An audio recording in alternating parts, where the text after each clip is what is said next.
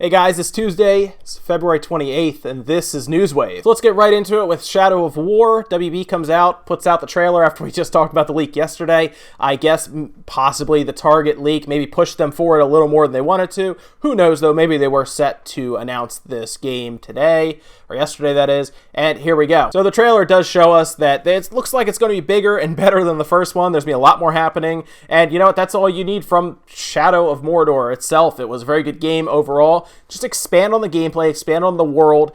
Enemies need to be bigger, more diverse, better, and it looks that way. I mean, it looks like we're going to keep that Nemesis system in check, and it's going to just be bigger and just more epic overall, and I'm excited for it. Now, we did get some information. Otherwise, we got August 22nd, 2017 as a release date.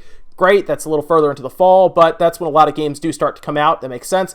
And we found out we are getting gameplay March 8th. I assume the gameplay will probably be streamed, or maybe there will be just a full gameplay video overall.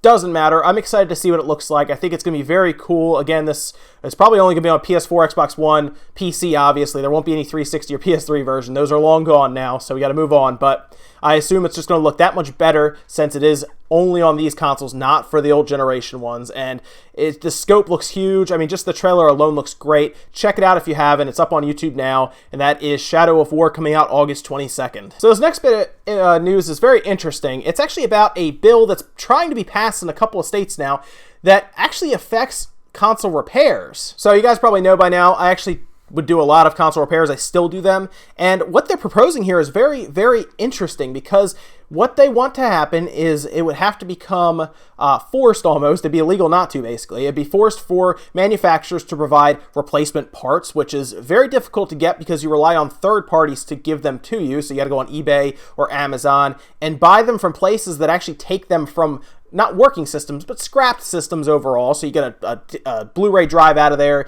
you get the HDMI port off of it. There's all kinds of stuff you can pull out of broken systems. Even if they don't turn on, there's a lot of parts. These companies will then scrap these systems, pull all these working parts, throw out the rest or recycle the rest, whatever they do with them, and then they sell them that way. The other thing that these companies would have to provide us, other than parts, they have to provide us documentation, like service manuals, on how to get these systems apart and fix them. So of course, Nintendo, Microsoft, Sony, none of them want this to happen because they actually get fair amounts of money from us sending our consoles away to them and then getting replacement ones back after paying them $100, $150 sometimes. It depends on what's wrong with it, what the system is, etc. But now they won't be able to do that. I mean, they can, but most people will then have the documentation. They'll be able to order the replacement part, and if they're at least somewhat handy, they can do it themselves. Now, there will be some stuff that will be very difficult to fix. Obviously, if there's an issue with a chip on the motherboard that is subject to like the BGA solder balls underneath of a chip, you're not going to fix that at home. You're probably going to send it in and they'll send you one back. But like, let's say your Blu-ray drive stops reading all of a sudden. You just order a whole new drive and follow the documentation to take this screw out, take that screw out, and just slap it back together when you're done, and your system works again. So of course, like I said, Nintendo, Sony, Microsoft, any of these companies, they don't want this to happen. They have a pretty solid monopoly on this right now, and it's going to be something that all three will probably work together to try to stop, whatever means they can. So keep an eye on that. I think it's very important that this bill does pass because it will only help consumers and hurt large companies, which is good because we're the consumers, obviously. We keep these guys in business. They don't want this to happen because they count, as weird as it sounds, guys, I'm not even kidding this, they count on the sales of people whose systems stop working. As bad as that sounds, that is the case a lot of times. They don't want to sell you one system for an entire generation. They want to sell you like 3 systems, one in the beginning, one when it breaks, and then one when their revision comes out. So I hope this happens. This will be great to have documentation. A lot of times I have to figure out and create my own documentation almost on this stuff since working all the way back in the shop in the old days. So this would be so cool to get a documentation from Nintendo, from Microsoft, from Sony on how to repair their stuff. I hope this bill passes. I'm not really sure when it is going through or anything. I'll have to keep an eye on this. It is kind of a developing story as we speak now, but I'll keep an eye on it. I think it's a very important bill to bring up and keep an eye on, so I will let you guys know if any updates happen. And guys, it looks like LG is going to be entering the VR headset game, and they're actually developing their own right now, and we'll have it on display at GDC. Of course, that's the Game Developers Conference, which is actually coming up pretty quickly now, but they're actually working on this with Valve. And a lot of companies have reached out, press company sites have reached out to Valve for things like specs or pricing, availability, anything like that. All Valve has said is that there will be press units available to try, especially at GDC. They'll be showing it off heavily, apparently. And this is going to be, according to Valve, a wired headset unit that does run off of a PC. I think Valve has wanted to get a VR unit for themselves completely, and this sounds like a way for them to do that. Partnering with LG is probably a good idea, since the other two are Vive is HTC, obviously Oculus has a couple people in the pot right now with Microsoft and Facebook and everything around that. So for them to go out, find someone who would help them make a VR unit makes sense. And of course, if it does well with Steam, they can really market it and probably make a good bit of money and help push that VR game along.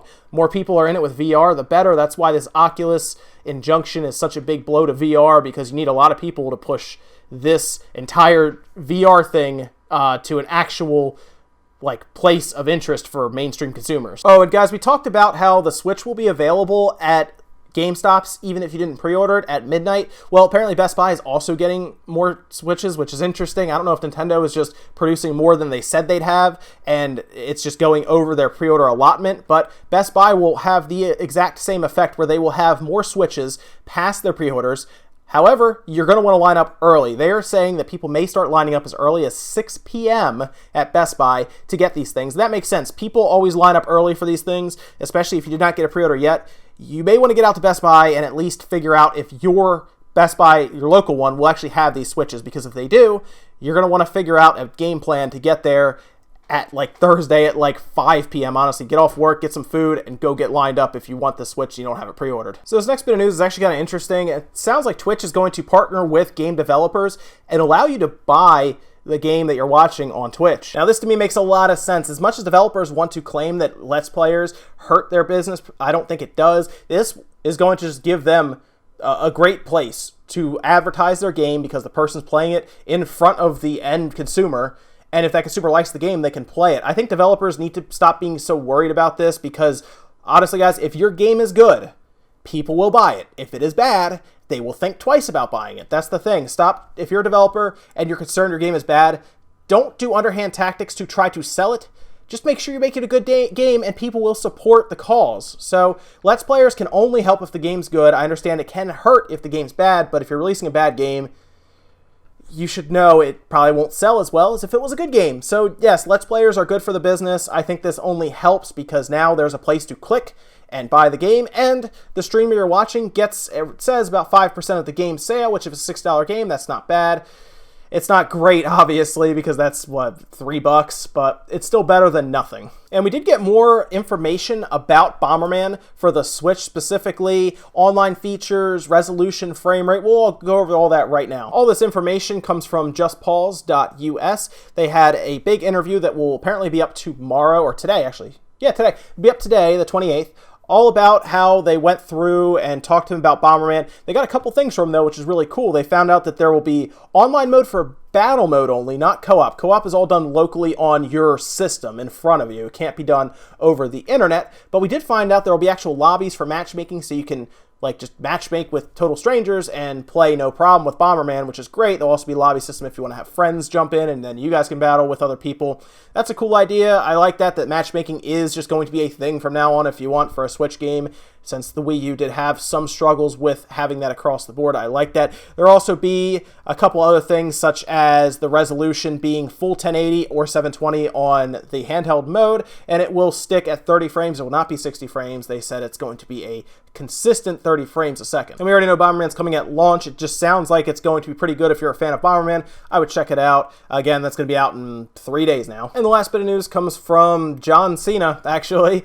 We talked about this before, how Nintendo themselves hired Cena, essentially, John Cena, to be a PR person and tell us mainstreamers or Americans about the Switch and how great it's going to be. And listen, John Cena is a good spokesperson. I think that's obvious. If you saw his Instagram post that people were talking about before, I think he gets it. He understands the internet and memes and everything, and that's awesome. He posted himself, himself as being invisible, holding the Switch, because that's kind of his thing. You can't see him and everything. I think that's actually really funny on his part. That's great. But he did have an entire interview. I'll leave the link in the description if you guys want to read through the interview. I'm just going to give you some quick little tidbits here. He talked about how growing up he played the NES. He loved Baseball Stars, which, by the way, Baseball Stars, awesome game.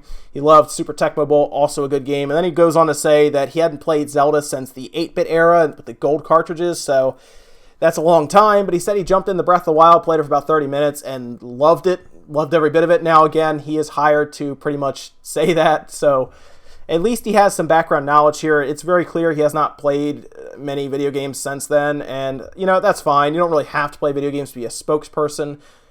That really, Nintendo's hiring him for his image and his following, at least people who will listen to him, which is a lot of people, and he did a good job. He did. He went with SI.com and told them all about the Switch and how great it is. So there you go, Nintendo, good investment. There's a lot of video and pictures of him floating around playing the Switch. A lot of people went there and said he's a really cool guy and they had fun. So, you know what, Nintendo, if you have to hire somebody to sell to Americans or just in general over here, you did a good job. John Cena was a good pick, and I think they will benefit greatly from this just because it's going in SI, which is, of course, Sports Illustrated. That's more mainstream. That's for people who maybe don't look at the hardcore games. Maybe they play Madden or just, again, mainstream games, little games here and there. And the Switch may appeal to some of these people who have not played games heavily since the Super Mario days or the original 8-bit Zelda game like he's talking about. So you know what? Good stuff, and of course they have this dude with huge muscles obviously sitting there telling him how great the Switch is in something like Sports Illustrated. People will probably pay attention to it, so again, great on Nintendo. I'm just looking forward to March 3rd. That's it for Newswave, guys. Make sure you comment, like, subscribe, all that good stuff. Let me know what you think about anything we talked about today, whether it's the Shadow of War trailer. I'm sure you're probably excited if you played Shadow of Mordor like I did to get your hands on this. Not until August, though. It's a little while, so we'll probably see some gameplay, like I said, March 8th. More stuff obviously come E3, and we'll go from there. Are you concerned about this repair bill not passing? I think it would open up a whole world of information for people with having to have diagnostic manuals online. That would be great, especially for people like me, obviously, who have to figure this stuff out on their own.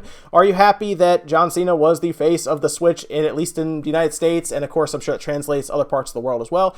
Let me know what you guys think down below. I will see you next time.